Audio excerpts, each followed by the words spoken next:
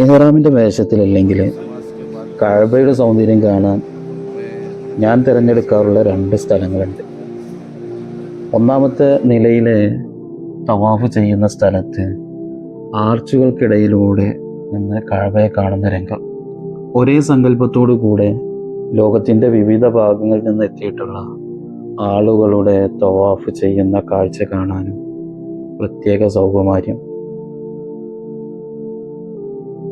ഹറം പള്ളിയുടെ ഏറ്റവും മുകളിലുള്ള ഓപ്പൺ ഏരിയയിൽ നിന്നുള്ള കാഴ്ചയാണ് കഅബയുടെ സൗന്ദര്യം കാണാനുള്ള മറ്റൊരിടം.